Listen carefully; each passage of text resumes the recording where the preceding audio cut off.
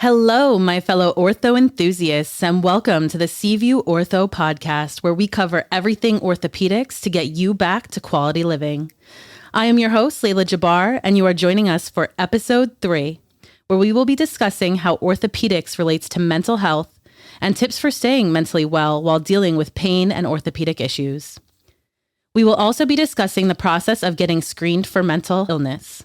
Today, we are joined by Dr. Charles Daknis and Dr. Arnold Williams. Dr. Daknis is a fellowship-trained interventional management physician out of Harvard University and is one of our experts here at Seaview Orthopedics. Dr. Daknis is a published author in multiple peer-reviewed journals and has authored book chapters on pain management and the treatment of various painful disorders. Dr. Daknis offers regenerative, non-operative alternatives for disc and lower back pain. We are also joined by Dr. Arnold Williams, who is currently the medical director for RWJBarnabas Behavioral Health Center. He has completed his undergrad and medical school at Rutgers University, and he has been in practice for 11 years. He was previously the director of screening services for RWJBarnabas Health. So Sunday, October 10th was Mental Health Awareness Day. This day officially started in 1992 by the World Federation for Mental Health in an effort to destigmatize mental illness and shed light on its effects around the world. So how does this relate to orthopedics? Chronic and even acute pain can affect a person's mental health and how they interact with the world around them. Additionally, injury and disability can lead to sadness and possible depression as a person's expectations and lifestyle may be altered. Seaview Orthopedics is very aware of how mental health can be affected by injury and illness, as well as how mental health can affect the healing and recovery process. So enough talking from me. Let's hear from our experts. Dr. Daknis, let's start with you. What is pain management for those who don't know, and what are some of the practices? So a nice broad question. Pain management is the care of symptoms that are dysphoric or unpleasant for individuals, painful sensation. We don't really have to go into what is pain because everybody has a really clear idea of what that is. But sometimes pain doesn't go away in an appropriate period of time. And that's where pain management can come into play. Pain management is not just managing the symptoms of oh, my arm hurts or oh, my back hurts, but it's managing the whole person. It's managing that mental health as well because as Dr. Williams will I'm sure collaborate, having that chronic, what we call nociceptive or painful experience alters the way an individual sees their reality.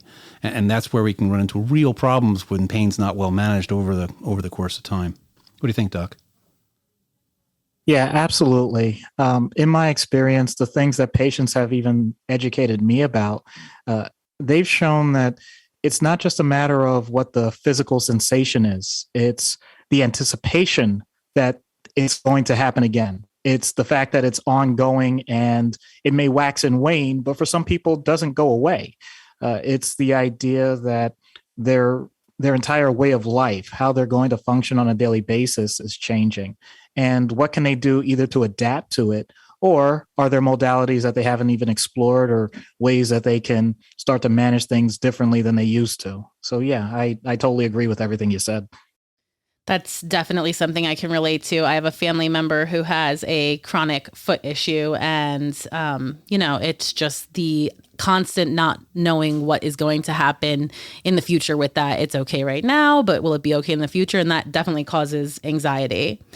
So, Dr. Williams, oftentimes those who have an orthopedic injury are unable to be active or exercise. So how does this play into the effects of mental health?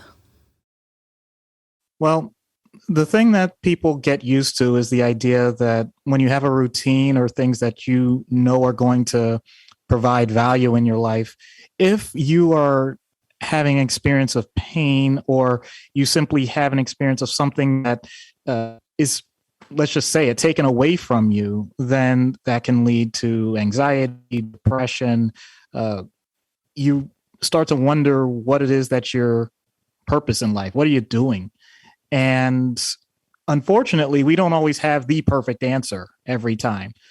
Some people may have had surgeries that have changed how they're going to do their daily activities. Sometimes it's just a matter of how they're recovering from something that's already happened. And even if it is something that is getting better and is going to improve, then at some point they want to know, like, well, what can I tell my family? Because this is a change that doesn't, it's not just something that happens for them. It happens for everyone around them. It's a shared experience sometimes.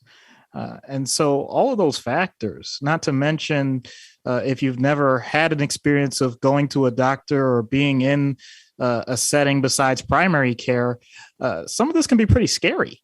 And just not knowing, what it is that you're in for, having someone to guide you through all of these processes. And that's just the expectation of what's going on from the experience of having an orthopedic issue. There's also the side that if you have a history of depression, anxiety, or any other mental health concern prior to that, that can also play into the idea that, well, how is this going to interact with my therapy on a daily basis, or what medications I take, and all sorts of other things that come into play from the other side as well. So, you can't just separate one from the other. That plays into a lot of things that I tell my patients when I see them. Oftentimes, when an individual sees a chronic pain management physician, they've been suffering with a lot of these issues for quite some time. And suffering is the word. I tell my patients, people can tolerate pain for a short period of time, but it's the suffering that we want to try to alleviate. And suffering is not just pain. Suffering is mental health. Suffering's an inability to interact with family, inability to interact with friends. The fear of loss is sometimes overwhelming in individuals who may have been extremely healthy, extremely active, outgoing, extroverted, having a wonderful life. And here they have this injury. It may not even be a devastating injury. They may not see their pathology, especially with spinal pathology, but yet they can't move an extremity, or they're numb, or they have constant burning in one of their upper extremities. That causes suffering. And that's where mental health is such a key issue in helping our patients to fully recover. And unfortunately, oftentimes when I broach this topic with my patients, they look at me and they kind of cock their head to one side and say, "What are you talking about? I'm not depressed." Well, I didn't say you were depressed, but when you look at a PET scan, or you look at a functional study of the brain of an individual who suffers from chronic pain and an individual who's depressed, man, it's sometimes really hard to tell the difference between the two of them. And so I think education is primary when we start to see folks who are suffering from a long period of time like this. And we've got to bring in our mental health providers to help sort of take care of the whole person, not just their spine or not just their extremity. Absolutely. It's all encompassing, I believe. Dr. Williams? Yeah. Well, I mean, a part of what Dr. Daknis just said is incredibly true. When you talk about something, for example, let's go with that, with depression. The first thing people think of is I'm sad, but there's so much more to it than just the base emotion of being sad. That's a normal response to anything that happens in life that would produce that.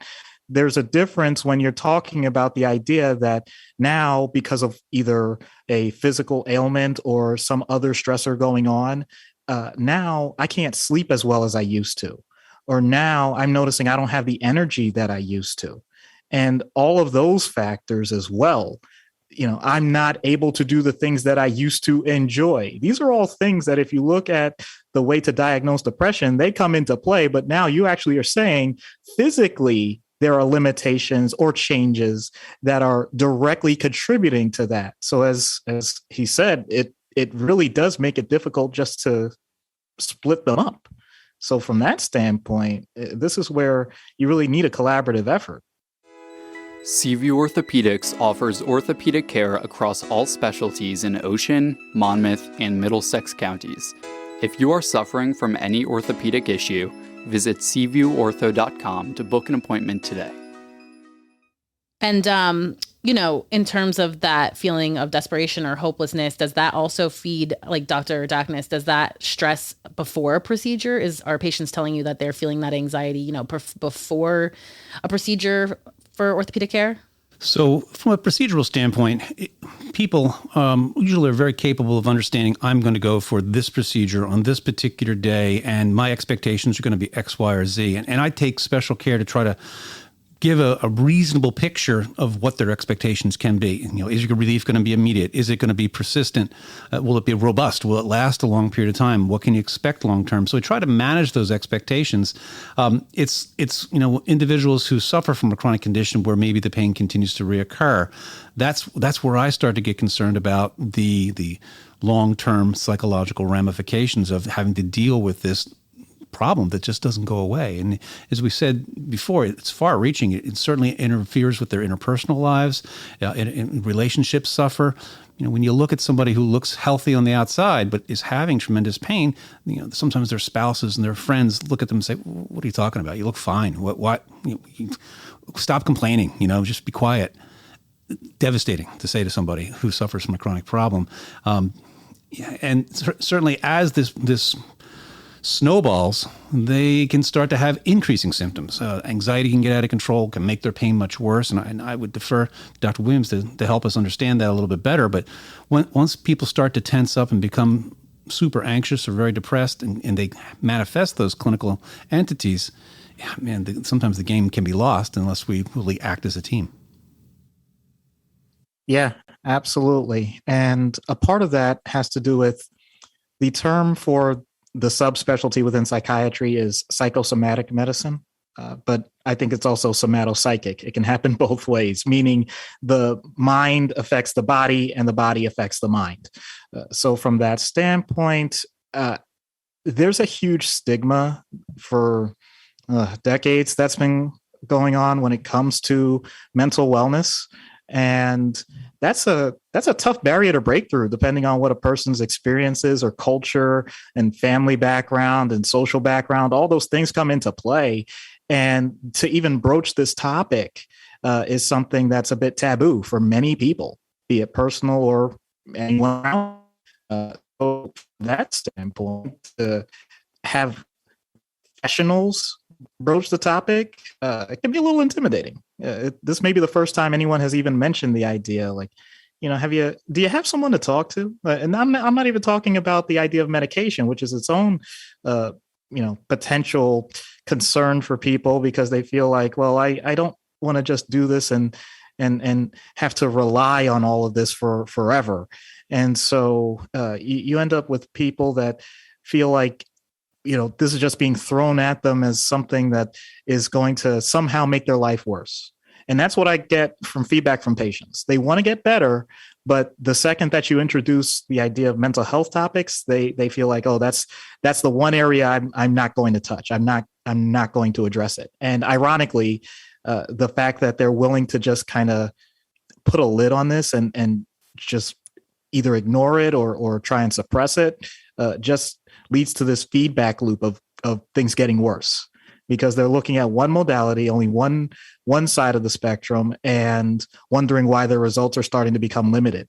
And it's only until either someone else points it out to them, or they feel like they're at their most desperate, that they'll seek me out or any mental health professional. And when that happens, we're more than happy to help out, but we also point out it could have been a bit smoother if we had addressed this from the start.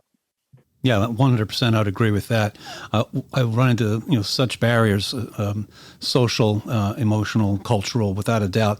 Doc, what are you talking about? This is not all in my head. My spine hurts. I have real problems in my back.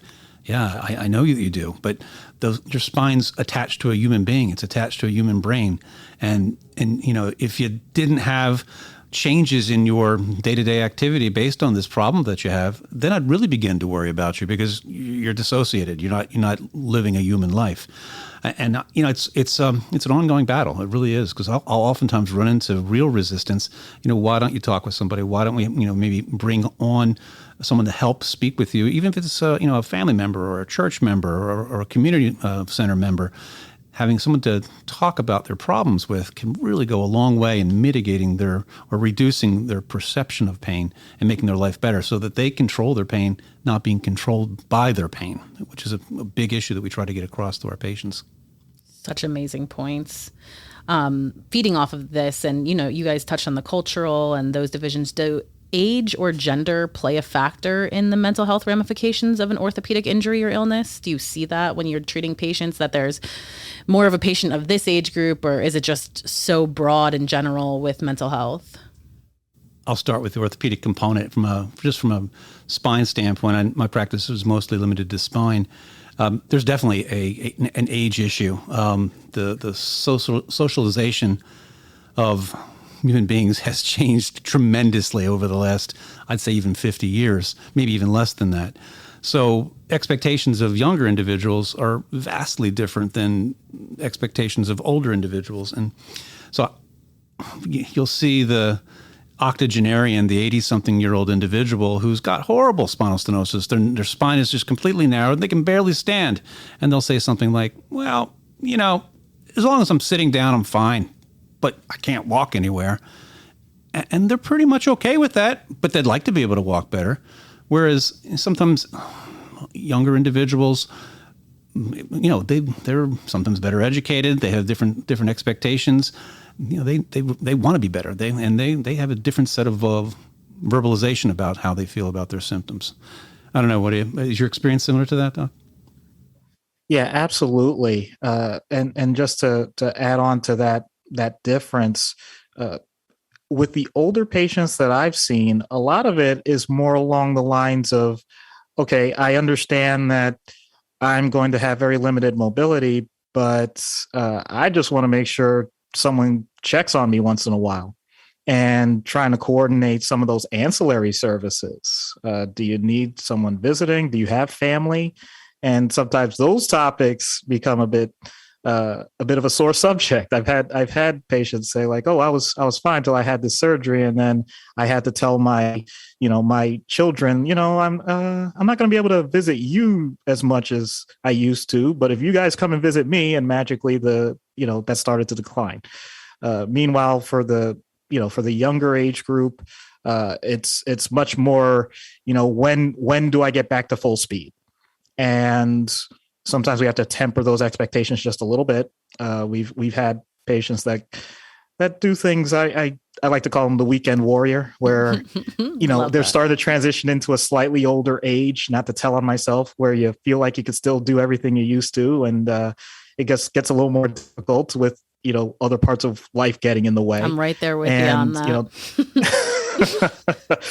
and adapting to certain things as they change as we age, and sometimes those transitions can really be kind of a black box when it comes to emotional and psychological aspects.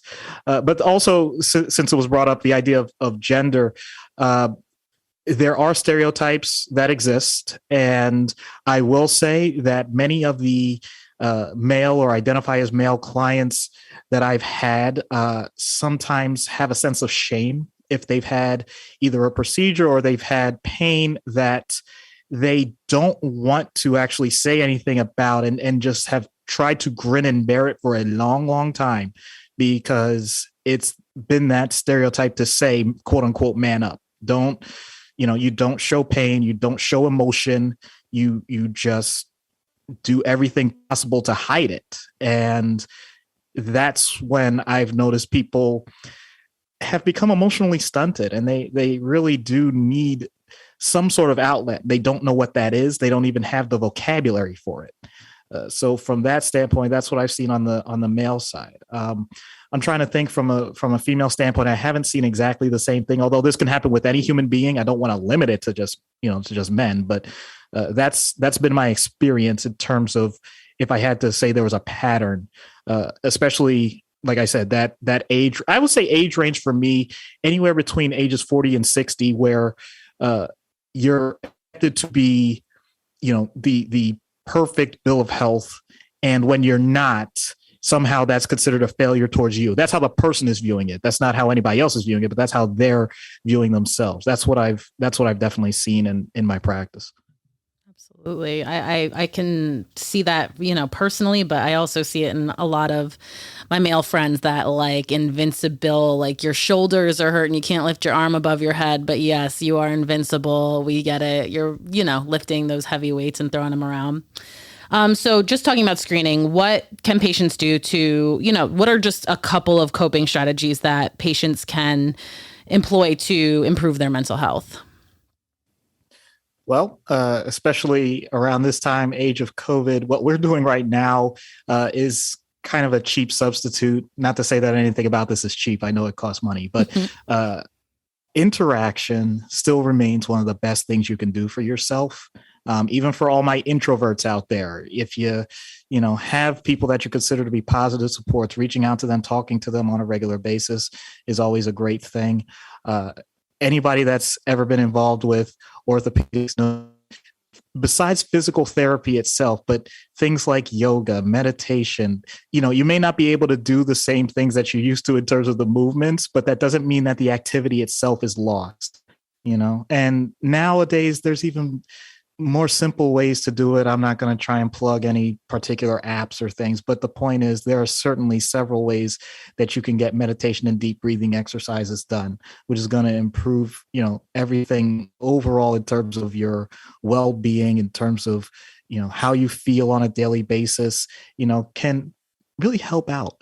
And also, of course, the way I like to say it, even if physically you can't do the things you used to, you still have the brain that can record them. And what I mean by that is if you like writing, if you have other outlets, if you have anything artistic, if you enjoy music, all these different things still engage, even if it's just quote unquote, just your brain, they do still have effects on your body. And we know this. So, all those things that sometimes we seem to take for granted, if you actually make them intentional, they can really boost how you're feeling on a daily basis. That's great. And just one last question, Dr. Daknis. If you felt like one of your patients was in need of mental screening or mental health, how does that conversation go? Well, having been in practice for many years, it's more of a conversational issue. Individuals that suffer from depression or anxiety or mental health issues surrounding a pain problem aren't difficult to spot. They'll continue to focus on their symptoms. They'll continue to be very one-dimensional with their conversation about how their life has gone off the tracks, and I'm consumed by my pain. And I continue to hear the I don't want to say exaggeration, but these words that are very powerful, like all-consuming. I feel like someone's taking a blade and stabbing it through my neck, and with very, very graphic details. And when I start to hear things like that, I start to think this person is really suffering. And maybe they don't have the verbiage or the words to tell me that, but they're certainly describing it in layman's terms very vividly. And so when I start to hear those terms on a regular basis, I'll start to introduce the idea that, as I said before, this is a spine problem or a pain problem, but it's attached to is attached to your brain. And you need to take care of that brain. You need to take care of your personality, or you will lose your personality to this disease. And that's when I will start to kind of gently push towards having a mental health provider speak with patients. And I got to be honest with you, people who actually listen to that really do very well. I imagine. And people who don't, those are the folks that really run into problems because they start to lose all the other things that doctor was talking about. They start to lose their friends because their friends will only give so much. They start to lose their contact with the outside world because they've changed. They've kind of retreated into their pain, and it can be devastating to watch. It really can. I've seen it firsthand, and getting someone out of that hole, figurative hole, is very difficult. One last question for you, Dr. Williams. How does someone get screened for mental health issues, regardless if they revolve around the orthopedic care or not? Sure. Well, this is where I will do a plug because our system, RWJBarnabas Health, we have something called an Access Center hotline. That is 1-800-300-0628. Once again, 1-800-300-0628. That is a 24/7 line that is fully staffed to help at any level. And when I say any level, I mean any level. In other words, if a person is looking for an outpatient provider for someone to talk to, if a person is in crisis, meaning that they feel like they are in a situation where they need help right away, if it's a situation that they have been referred from an outpatient provider or another service, all of it is taken care of within our system with that number. I'm sure that everyone is listening to this podcast with a pen and pencil right next to them and everything, or more than likely they're commuting or jogging or doing whatever it is that they're doing. If you're doing some other activity and you don't have something to write down, please note 911 is still a number that can be called in emergencies. And if you have no other recourse and you don't know anything else to do, that is still something that can help, because they do have other numbers for your local area, be it at the crisis county level or at the simple outpatient provider level, where they can get contact. And if you have insurance, you can also contact your insurance company for available providers. So those are the avenues that I would recommend. This is something that I personally enjoy. It's something that I've done in my career. I still advocate for it. And the way that I always like to say it is, remember, no matter what, you're not alone and help is out there. So that's pretty much the way I love to talk to people about it. We love that. And we are so appreciative of you sharing that information. And, we'll include maybe that phone number in our show notes as well. That way people can see it under our podcast show notes as well. So this has been the Seaview Ortho Podcast. A special thank you to today's guest, Dr. Arnold Williams of RWJBarnabas Health and Dr. Daknis of Seaview Orthopedics. You can book an appointment online with Dr. Daknis today if you need some pain management in the spine area. Be sure to follow us on Instagram at Seaview Ortho and like us on Facebook for updates on upcoming episodes. Get up, get moving, and get back to quality living with Seaview Orthopedics.